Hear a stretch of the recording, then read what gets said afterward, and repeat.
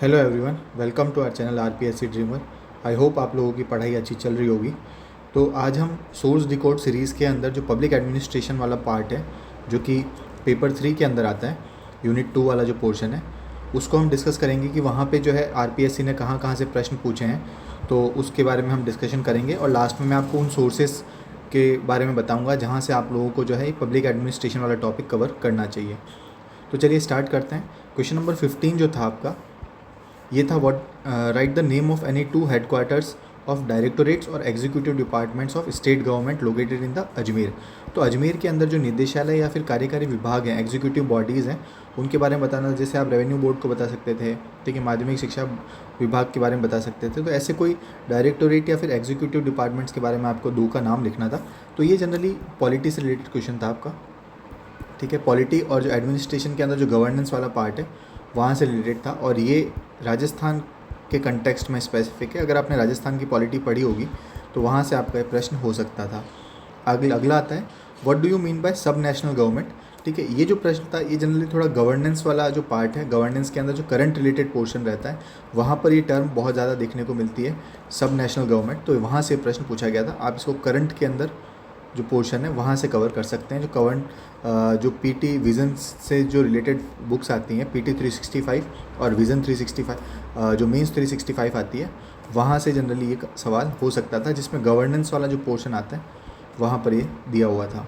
अगला आता है, what is the main concern of corporate governance. Basically concern यानी कि यहाँ पे आपसे फीचर्स के बारे में ही पूछा गया था कि इसके अंदर कॉर्पोरेट गवर्नेंस, तो ये आपके सिलेबस में डायरेक्टली दे रखा है, ठीक है। तो ये जो है आप मोस्टली जो भी किसी कोचिंग के नोट्स वगैरह थे वहाँ से आपको ये रिफ़र हो सकता था, किसी भी कोचिंग के नोट से आपको ये मिल जाता। तो देखिए, अभी मैं लास्ट में आपको ये बताऊँगा कि बेसिकली आपको किन 2 या 3 सोर्सेज को फॉलो करना है जहाँ से आपके सवाल जो है मोस्टली कवर हो जाएंगे। अगला आता है, who is responsible to upload on the web portal of Rajya Sabha and Lok Sabha secretariat the text version of answers to the questions asked in Parliament. अब ये देखिए, ये एक्चुअली थोड़ा सा आप इसको टफ़ लेवल में कह सकते हैं, क्योंकि ये इसकी भाषा ही ऐसी थी, ठीक है। तो ये जो सवाल था जनरली ये आपसे पूछा गया था, जो राज्यसभा और लोकसभा की जो कार्यप्रणाली है उसके अंदर से ये प्रश्न पूछा गया था, ठीक है। इसका एज ऑफ नाउ कोई डायरेक्ट सोर्स मेरे को मिला नहीं है, किंतु इसका जो जनरल आंसर है वो शायद ये है कि जो जनरल सेक्रेटरी है हमारा, वो इसका जो है सचिव जो कहते हैं हम उसको, वही इसको अपलोड करने का टास्क उसका रहता है, रेस्पॉन्सिबिलिटी उसी की रहती है, ठीक है। अगला आता है, what are the main functions of state election commission. तो ये आपको पता होगा, पंचायती राज और यूएलबी जो होते हैं, अर्बन लोकल बॉडीज़, वहाँ पे चुनाव करवाता है। ये सिलेबस से डायरेक्टली सवाल उठाया गया है आपका। अगला प्रश्न था, discuss the salient features of change management, यानी कि जो परिवर्तन प्रबंधन है ये होता क्या है, इसके फीचर्स वगैरह क्या क्या है। तो जैसे इसमें बहुत सारे फीचर्स होते हैं, चेंज इज़ इनएविटेबल होता है, हर एक पार्ट के अंदर होता है। तो ये बेसिकली आपका जो सवाल था ये सिलेबस से ही डायरेक्टली है, और ये आपको किसी भी कोचिंग नोट्स के अंदर आपको ये मिल सकता था। अगला प्रश्न आपसे पूछा गया था, लेजिटिमेसी क्या है, तो इसके बारे में आपको बताना था।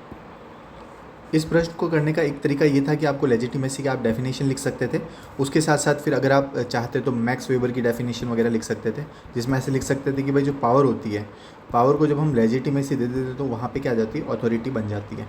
तो ये आउटलाइन बना सकते थे। ये जो आपका सवाल है कोचिंग नोट्स या फिर जो भी रेफरेंस बुक होती है वहाँ से आपको ये प्रश्न मिल जाएगा। मैं आपको रेफरेंस बुक लास्ट में बताऊँगा, ठीक है। अगला आता है, what are the 7 deadly sins propounded by Mahatma Gandhi and why they are important. तो जो महात्मा गांधी के 7 सामाजिक पाप थे। अब ये सवाल जो है ये एथिक्स से पूछा गया, एडमिनिस्ट्रेटिव एथिक्स के अंदर हम जब गांधी जी की एथिक्स पढ़ते हैं उसमें हम उन 7 सामाजिक पाप को पढ़ते हैं। तो अब इस प्रश्न को लेने का मेरा एक ही मकसद ये था कि आप लोगों को ये बताना कि जो पब्लिक एडमिनिस्ट्रेशन है और आपका जो एथिक्स वाला पोर्शन है ये बहुत ज़्यादा आपस में इंटर रिलेटेड है। कुछ कॉन्सेप्ट ऐसे हैं जैसे foundational values of civil services, और जो कुछ एथिक्स वाला पोर्शन है ये इंटरचेंजेज पूछे जा सकते हैं। यानी कि ये जो प्रश्न है आपका ये एथिक्स में बनता था, किंतु इसको पब्लिक एडमिनिस्ट्रेशन में पूछा गया है, और पब्लिक एडमिनिस्ट्रेशन का जो कुछ पोर्शन है वो सीधा का सीधा आपका एथिक्स के अंदर भी पूछा जा सकता है। तो इन दोनों को आपको पैरेलली लेके चलना है, ये मेरा यहाँ पे आपको ये चीज़ बताने का मकसद था यहाँ पे। अगला प्रश्न पूछा गया था, describe the duties of chief minister as mentioned in constitution. उसके साथ साथ मोस्ट इंपॉर्टेंट ड्यूटी कौन सी है उसको अंडरलाइन करना है, जिस वजह से वो हेड ऑफ द गवर्नमेंट कहा जाता है। अब ये पेज नंबर 509 है, एम लक्ष्मीकांत। ये लक्ष्मीकांत पॉलिटी वाली नहीं है, ये पब्लिक एडमिनिस्ट्रेशन की एक बुक आती है एम लक्ष्मीकांत की, ये आपको PDF भी मिल जाएगी, आप अगर नेट पे सर्च करेंगे आपको PDF भी मिल जाएगी, नहीं तो ये कहीं पे भी जो बुक स्टोर है वहाँ से आपको ये बुक अवेलेबल हो जाएगी। काफ़ी बड़ी बुक है, बल्कि बुक है, किंतु उसके अंदर बहुत ही लिमिटेड पॉइंट्स आपको पढ़ने होते हैं, ठीक है। अगला आता है प्रश्न आपसे, evaluate the provisions of article 315 in the constitution for state public service commission. अब ये अगर आपने इंडियन पॉलिटी को कवर किया है तो वहाँ से आपको M लक्ष्मीकांत के अंदर ही मिल जाएगा, वहाँ पे कॉम्प्रिहेंसिवली इसको समझाया गया है। तो मेरी ये कोशिश रहेगी कि इसको जो है आप इंडियन पॉलिटी की जो लक्ष्मीकांत आती है वहाँ से कवर करने की कोशिश इसको करें।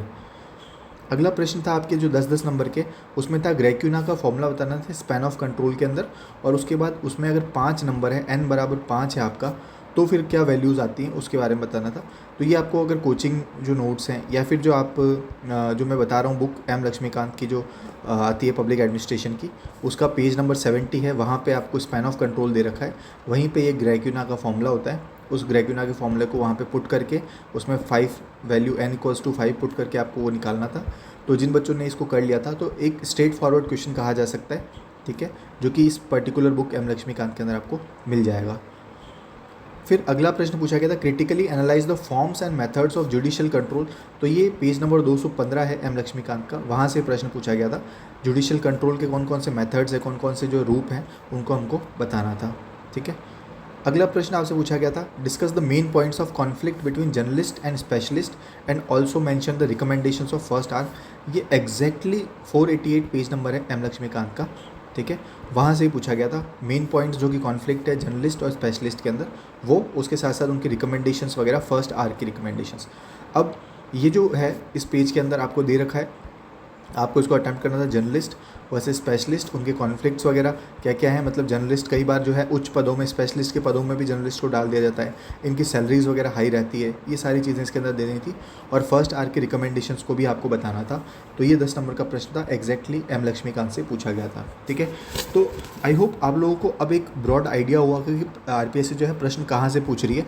अब रही बात सोर्सेज़ की, तो मैं आपको सोर्सेज़ जो है यहाँ पर लिख के बता देता हूँ आपको, तो उन्हीं को आपको फॉलो करना है, ठीक है। तो आपका जो है मोस्टली जो कोर्सेज़ हैं वो आपके कवर हो जाएंगे इसके अंदर, ठीक है, सिलेबस पूरा ऑलमोस्ट कवर हो जाएगा। पहली चीज़ कि आपको जो है पब्लिक एडमिनिस्ट्रेशन जो है उसकी जो बुक आती है M लक्ष्मीकांत की, उसको लेके आना है आपको, ठीक है। अगर आप PDF से ले सकते हैं तो वेल एंड गुड, क्योंकि इसका जो है सेलेक्टिव पोर्शन ही आपको कवर करना है, ठीक है। इस पूरी बुक को आपको नहीं पढ़ना है, इसका जो सेलेक्टिव पोर्शन है उसी को आपको कवर करना है। दूसरा आपको चाहिएगा कि राजस्थान की पॉलिटी जो बुक आती है, या फिर आपके जो कोचिंग के नोट्स हैं, किसी भी कोचिंग के संस्थान के नोट्स अगर आपको अवेलेबल हो जाए तो वहाँ से आप इसको कवर कर सकते हैं। उसके अंदर सिलेबस ओरिएंटेड जो भी चीज़ें दे रखी है आपको, RPSC हो गया, चाहे लोकायुक्त हो गया, इन सब के बारे में आपको देखना है, ठीक है। तीसरी चीज़ आती है हमारे पास, इंडियन पॉलिटी का कुछ पोर्शन पूछा जाता है, तो उसके लिए जो आप M लक्ष्मीकांत पढ़ते हैं, ठीक है, वो मोर देन सफिशिएंट रहेगी, वहाँ से आपका ये टास्क कवर हो जाएगा, ठीक है।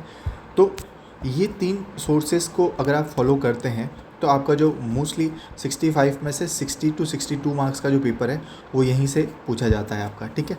और तो यानी कि M लक्ष्मीकांत पब्लिक एडमिनिस्ट्रेशन की बुक आती है, इसके साथ साथ पब्लिक एडमिनिस्ट्रेशन के किसी भी कोचिंग संस्थान के आप एक नोट्स उठा लीजिएगा, ठीक है, और उसकी एक ओवरव्यू उसको पढ़ने का कोशिश कीजिएगा। उसमें बहुत सारी चीज़ें आपको नहीं मिलेगी, ठीक है, तो उनको आप अपने नोट्स में ऐड ऑन कर लीजिए, या फिर उन्हीं नोट्स को आप जो है as a reference material use कर सकते हैं। उसके साथ साथ लक्ष्मीकांत को आप एज अ रेफरेंस बुक के रूप में उसको देखिएगा, ठीक है। तो ये बहुत ही लिमिटेड सोर्सेज हैं, इन्हीं लिमिटेड सोर्सेज को आपको यूज़ करना है, ठीक है, इस पब्लिक एडमिनिस्ट्रेशन वाले पर्टिकुलर टॉपिक के अंदर। और ये जो पब्लिक एडमिनिस्ट्रेशन वाली बुक है ये मेरे टेलीग्राम चैनल पे मैंने इसको अपलोड कर रखा है, ठीक है। अभी हाल ही में मैं अभी रिसेंटली एक बार फिर से उसको अपलोड कर लूँगा, ठीक है। अगर उसको हटा दिया गया होगा तो मैं एक बार उसको वापस से अपलोड कर दूँगा आपको। तो उसको आप अपने सिलेबस के साथ मैच कीजिए, उसके इंडेक्स में जाके जो भी इंपॉर्टेंट पोर्शंस रहते हैं इस सिलेबस से रिलेटेड, वहाँ से आप उसको टिक करके और उन्हीं की रीडिंग करनी है। आप उसको पूरी बुक को आपको पढ़ने की कोशिश नहीं करनी है, ठीक है। ये चीज़ आपको करनी है। और इसके साथ साथ मैं आपको एक चीज़ और बताना चाहूँगा कि स्ट्रेटजी वाइज अगर हम देखें तो कोई भी पर्टिकुलर, जैसे आप कोई टॉपिक पढ़ते हैं, उस टॉपिक के अंदर मान लीजिए किसी ऑथर ने कोई डेफिनेशन दे रखी है, तो आप प्लीज़ उस ऑथर की डेफिनेशन को जो है आप उस कोट को, किसी एक ऑथर की डेफिनेशन को आप याद करने की कोशिश कीजिएगा। आपके आंसर की जो वैलिडिटी है वो बढ़ जाती है, ठीक है। आपका आंसर ज़्यादा वैलिड लगने लग जाता है जब किसी ऑथर की डेफिनेशन को आप कोट करते हैं। तो ये पब्लिक एडमिनिस्ट्रेशन और एथिक्स इन दोनों के अंदर जो है इक्वली इम्पॉर्टेंट है। तो मेरी एक आप लोगों का सजेशन यही रहेगा आप लोगों के साथ कि प्लीज़ जो है आप किसी ऑथर को अगर आप पढ़ते हैं तो उसको जो है रेफ़र करने की कोशिश कीजिए, ठीक है। तो आप लोगों को आई होप आप लोगों को ये सारी चीज़ें क्लियर हुई होगी कौन कौन से सोर्सेज हैं। तो मैंने आपको बता दिया, एम लक्ष्मीकांत को आपको पब्लिक एडमिनिस्ट्रेशन उसकी सेलेक्टिव स्टडी करनी है, सिलेबस के जो पॉइंट्स हैं उन्हीं को इंडेक्स से मैच करके करना है। उसके साथ साथ कोचिंग नोट्स जो हैं उसको as a reference material use करना है आपको, वो आपका बेसिक्स क्लियर करेंगे। उसके बाद आप एम लक्ष्मीकांत पे आप बिल्डअप कीजिए और कुछ ऑथर्स के जो है बुक्स वगैरह जो कोड्स हैं उनको नोट डाउन कीजिए। और तीसरी चीज़ मैंने आपको ये बताई कि एथिक्स के साथ इंटीग्रेट करके पढ़िए। कुछ एथिक्स के टॉपिक्स ऐसे हो सकते हैं जो पूछे जाते हैं पब्लिक एडमिनिस्ट्रेशन के अंदर भी, और कुछ पब्लिक एडमिनिस्ट्रेशन के टॉपिक हैं जो एथिक्स के अंदर पूछे जाते हैं। तो आप लोगों को इन दोनों चीज़ों को क्या करना पड़ेगा, एक साथ लेके चलना पड़ेगा। तो आई होप इस वीडियो को मैं ज़्यादा लंबा नहीं रखूँगा एंड आई होप आप लोगों को ये सारी चीज़ें क्लियर हुई होगी। जनरली प्रश्न जो है कहाँ से पूछे जाते हैं। एंड पब्लिक एडमिनिस्ट्रेशन को मैं आपको बताता हूँ, public administration is one of the easiest topic इस पूरे RS मेंस के अंदर, ठीक है। तो इसको आप जो है जुडिशियसली फॉलो कीजिए। और अगर आपको ज़रूरत पड़े तो अगर आपने इतने कोर्सेज, इतने जो मटेरियल है इसको कवर कर लिया है तो आप जो है कुछ एडिशनल नोट्स भी रेफ़र कर सकते हैं। वो आपके ऊपर चॉइस है, अगर आपने इनको जुडिशियसली अच्छे से फॉलो कर रखा है तो, क्योंकि ये जो पोर्शन है आपको मैक्सिमम मार्क्स फैच करवाता है। तो इसलिए मैं आपको कहना चाहूँगा कि पब्लिक एडमिनिस्ट्रेशन पे आप विशेष फोकस करने की कोशिश कीजिएगा, ठीक है। तो इसके अलावा भी अगर आपको कोई भी डाउट रहता है तो आप मुझे कमेंट सेक्शन या फिर टेलीग्राम के अंदर आप बता सकते हैं। इसके अलावा मेरा जो टेलीग्राम चैनल की लिंक है वो मैंने मेरा चैनल है यूट्यूब का, वहाँ पर उसके अंदर पेस्ट कर रखी है। तो आप वहाँ से उसको वहाँ पे जा सकते हैं। और ये जो आपको बुक है एम लक्ष्मीकांत वाली पब्लिक एडमिनिस्ट्रेशन वाली, वो आपको वहाँ अवेलेबल हो जाएगी। इसके साथ साथ अगर आप चाहेंगे तो मैं भी अपने कुछ नोट्स जो हैं उसको आपको अवेलेबल करवा सकता हूँ, अगर एज एंड व्हेन आपकी डिमांड रहेगी तो। तब तक के लिए आप लोग पढ़ते रहिए। All the best for your exam. जय हिंद।